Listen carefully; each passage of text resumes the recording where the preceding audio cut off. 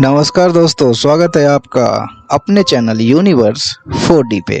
आज हम बात करने वाले हैं एक ऐसी पौराणिक कथा की जो रामायण से जुड़ी हुई है और आप लोग जानते हैं, जिसमें रावण की शक्ति और उसके अहंकार की झलक मिलती है। आपने रामायण में रावण के राज दरबार की तस्वीरें या सीरियल में बहुत बार देखा होगा, मगर आपने कभी देखा है कि उनके पैरों के नीचे एक नीले रंग का व्यक्ति दबा हुआ दिखता है? आखिर कौन था वो व्यक्ति और क्यों रावण उसे अपने पैरों तले दबाए रखता था? चलिए आज इस रहस्य को खोलते हैं। अगर आपको पौराणिक कहानियां पसंद है तो वीडियो को लाइक करना ना भूलें, सब्सक्राइब करें और बेल आइकन जरूर दबाएं ताकि वीडियो की नोटिफिकेशन सबसे पहले आपको मिले। तो दोस्तों, रामायण में रावण को एक महान विद्वान, योद्धा और शिव भक्त के रूप में दिखाया गया, लेकिन उसका अहंकार उसे हर जगह ले जाता था। रावण ने अपनी शक्ति से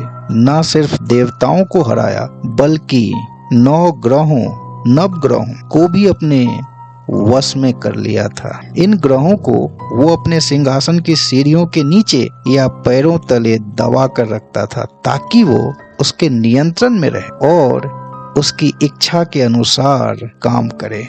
लेकिन इस कहानी का मुख्य किरदार हैं शनिदेव, जिन्हें शनि ग्रह के रूप में जाना जाता है। शनिदेव को नीले रंग में चित्रित किया जाता है और वो न्याय के देवता माने जाते हैं। उनकी दृष्टि से कोई नहीं बच सकता, वो कर्मों के अनुसार फल देते हैं। अब सवाल ये है कि रावण ने खास तौर पर शनिदेव को क्यों अपने पैरों के नीचे दबाया?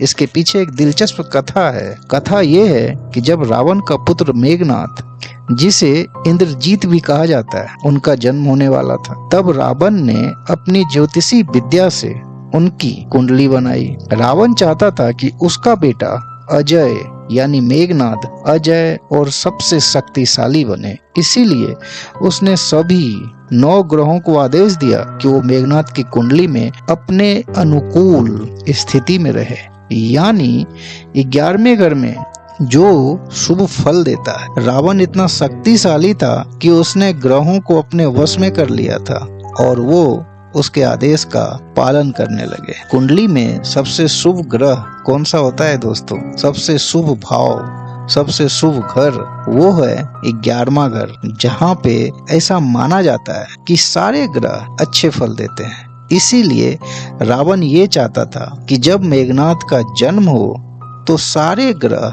11वें घर में बैठे रहे। लेकिन शनिदेव, जो हमेशा न्यायप्रिय और नियमों के पक्के होते हैं, उन्होंने रावण के इस हस्तक्षेप को स्वीकार नहीं किया। शनिदेव बार बार अपनी स्थिति बदलते रहे, जिससे मेघनाथ की कुंडली में दोष आ रहा था। इससे रावण क्रोधित हो गया। उसने शनिदेव को कैद कर लिया और उन्होंने अपने पैरों के नीचे दबा दिया ताकि उनकी दृष्टि ऊपर ना उठ सके और वो कोई अशुभ प्रभाव ना डाल सके। कुछ कथाओं में कहा जाता है कि रावण ने शनिदेव को उल्टा लटका दिया या बंदी बना कर रखा ताकि उनकी कुटिल दृष्टि किसी पर ना पड़े। इससे रावण को लगता था कि वो भाग्य को भी नियंत्रित कर सकता है। लेकिन जैसा कि हम जानते हैं, शनिदेव की शक्ति असीम है।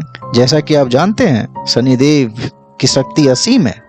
बाद में जब हनुमान जी लंका पहुंचे सीता मैया की खोज में, तो उन्होंने शनिदेव को मुक्त किया और शनिदेव ने हनुमान जी को वरदान दिया कि उनकी पूजा करने वालों पर शनि की महादशा का प्रभाव कम होगा। तो दोस्तों, ये कथा हमें सिखाती है कि अहंकार कितना भी बड़ा हो, न्याय और कर्म की शक्ति से बड़ा कुछ नहीं। रावण जैसे महान योद्धा का अंत भी उसके अहंकार के कारण हुआ। क्या आपको ये कहानी पता थी? कमेंट में जरूर बताएं। और अगर कोई और पौराणिक रहस्य जानना चाहते हैं तो लिखें कमेंट बॉक्स में। तब तक के लिए दोस्तों, धन्यवाद। जय हिंद, जय श्री राम। आपका दिन शुभ हो।